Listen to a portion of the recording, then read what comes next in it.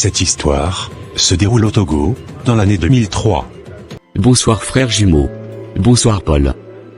Ça fait vraiment longtemps. Oui effectivement. J'ai appris que tu as perdu ton boulot, et que tu es au chômage depuis 6 mois.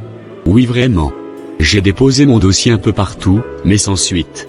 Je ne peux pas avoir une entreprise, et mon frère jumeau sera au chômage. J'ai libéré un poste dans mon entreprise pour toi. Si tu veux bien travailler avec moi. Tu commences ce lundi même. Ah. Merci beaucoup mon frère. Oui je suis d'accord. Le lundi au bureau de Paul.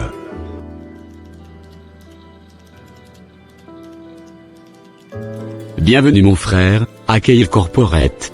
Merci beaucoup mon frère. Bonne première journée de travail à toi. Merci beaucoup. Bonsoir chérie. Comment a été ta journée? Bonsoir ma chérie. J'ai eu une belle journée.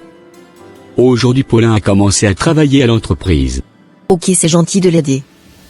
Je voudrais te rappeler que demain, nous avons notre rendez-vous mensuel avec le gynécologue. Non, je ne veux plus aller à ce rendez-vous. J'en ai marre. Dieu nous donnera un enfant quand il voudra. D'ailleurs demain j'ai une réunion importante, que je ne peux pas manquer. Si tu ne veux pas y aller, alors moi seul j'irai. D'accord, c'est mieux ainsi. Tu me diras après ce que le docteur t'a dit. Le lendemain chez la gynécologue. Bonsoir Madame Aubiège. Bonsoir docteur Florence. Vos résultats issus de votre époux sont sortis. J'ai la joie de vous annoncer que, vous n'avez aucun problème pour enfanter. Par contre votre époux est stérile. Il ne pourra jamais avoir d'enfant. Ou du moins ce sera très difficile, mais je crois que rien n'est impossible à Dieu. Ah. Je m'en doutais bien. Merci docteur. Donnez-moi les résultats. Je vais annoncer la nouvelle à mon mari. Ok, du courage Madame. Il est vraiment hors de question que je vive sans avoir d'enfant. J'ai toujours rêvé d'avoir une fille qui me ressemble. Je ne dirai rien à mon mari. Je dois absolument trouver une solution. Aubiège commença alors à élaborer un plan. Elle falsifie donc les résultats d'analyse.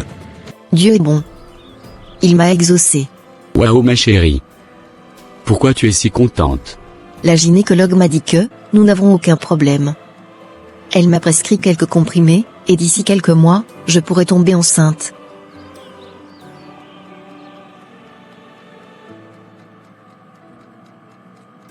Super. Je le savais. C'était juste une question de temps. Je serai donc bientôt papa.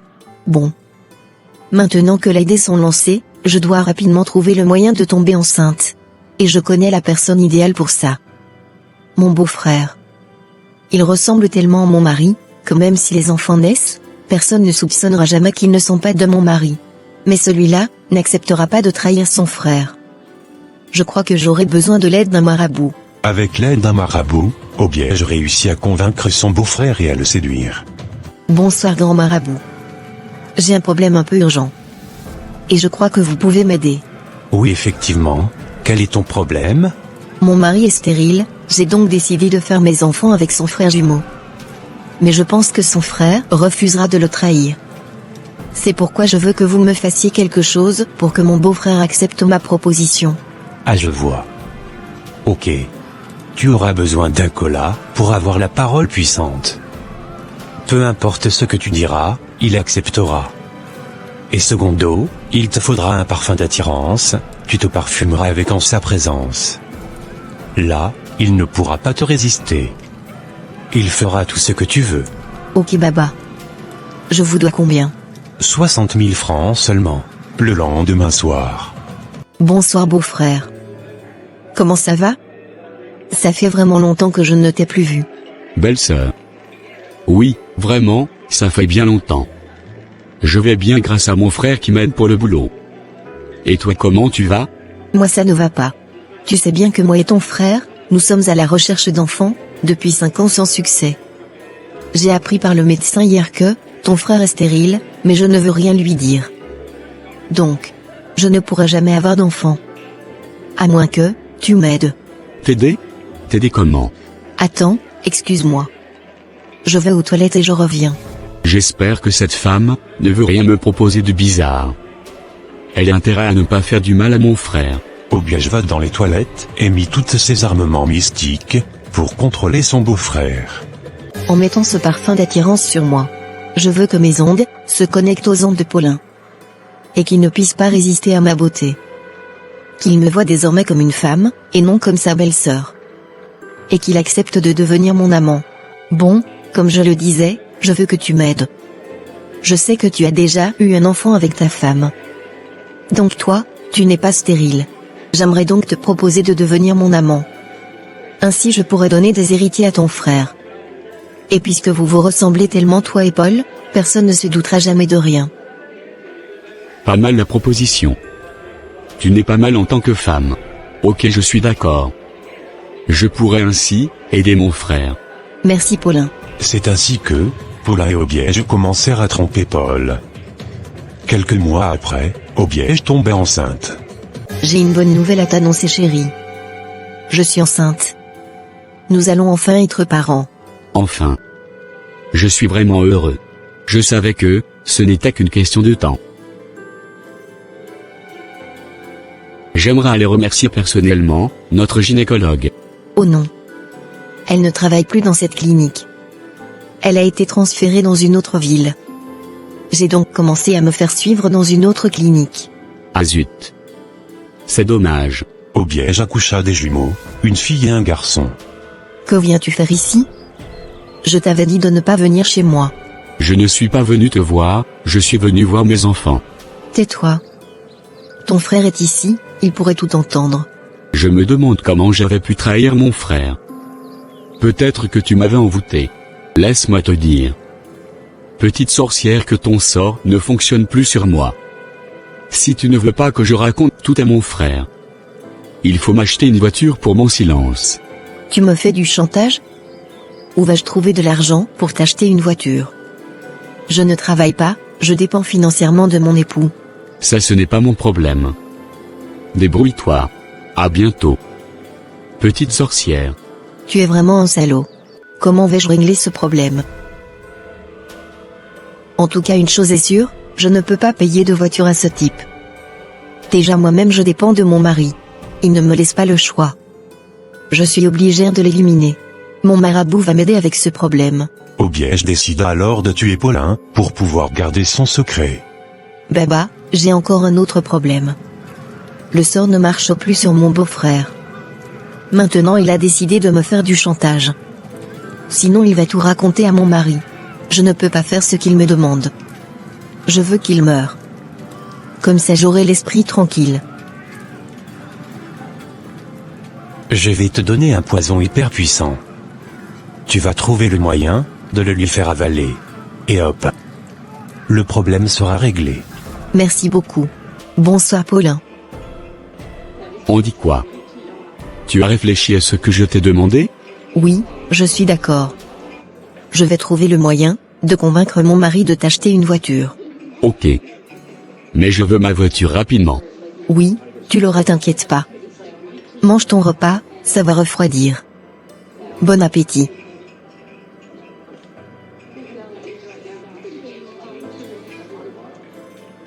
Merci. Oh. Mon ventre. J'ai mal au ventre. Qu'est-ce que tu m'as fait? Je ne t'ai rien fait. Tu t'es fait ça tout seul. Tu n'aurais pas dû me faire du chantage. C'est toi-même qui as voulu ça. Tu as eu ce que tu mérites. Quelques heures plus tard. Monsieur, nous avons trouvé du poison dans le ventre de votre frère. Mais je suis désolé. On n'a pas réussi à le sauver. Toutes mes condoléances. C'était mon frère jumeau.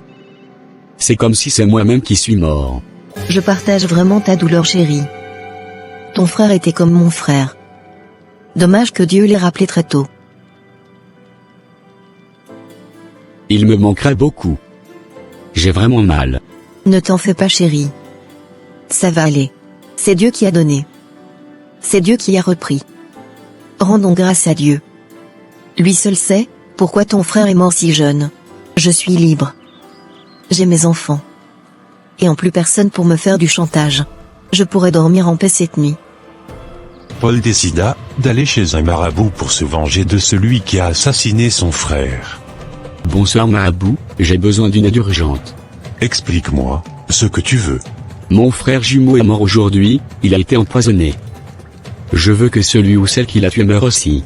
Il n'y a pas de problème. Où se trouve le cadavre de ton frère? À la morgue proxy de Lomé. Je vais te donner un gris-gris.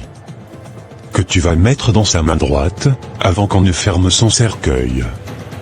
Vous allez l'enterrer avec l'amulette. Il ne faut le dire à personne, ça doit rester un secret entre toi et moi. La personne qui l'a tué mourra 2 à 3 jours après l'enterrement de ton frère. Cette personne mourra en se plaignant de terribles douleurs au ventre. D'accord, c'est compris. 3 jours après l'enterrement de Paulin. J'ai voulu qu'on sorte ce soir, pour me distraire un peu. Je n'arrive toujours pas à croire que mon frère est mort. Avec le temps, tu vas t'en remettre chérie. Laisse le temps au temps. Non. Je me sentirai bien, uniquement lorsque la personne qui l'a empoisonné mourra aussi.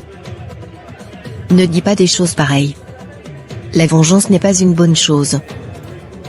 Non, je vais absolument me venger. D'ailleurs, j'ai déjà fait ce qu'il faut pour ça. Qu'est-ce que tu as fait?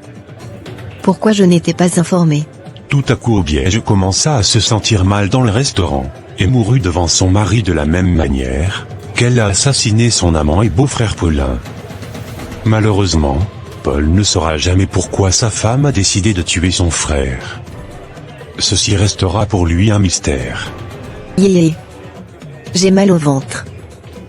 Tu n'aurais pas dû te venger. J'ai mal au ventre. La douleur est terrible. C'était. Donc toi?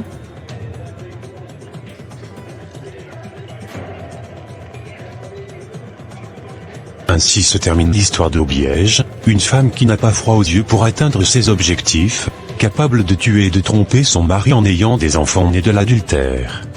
Nous t'avons eu. Nous t'avons eu. Ton âme est bloquée ici dans le monde des ténèbres. Tu m'appartiens.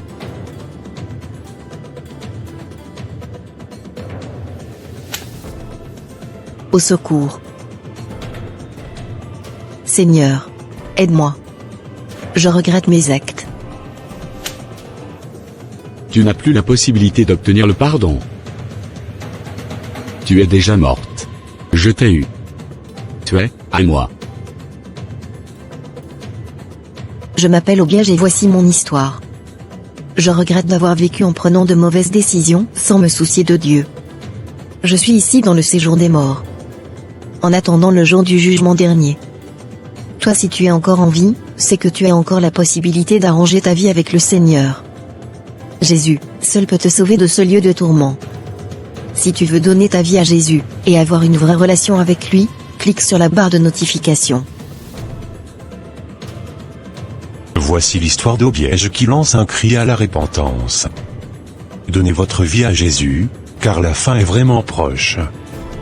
Que Dieu vous bénisse. Amen.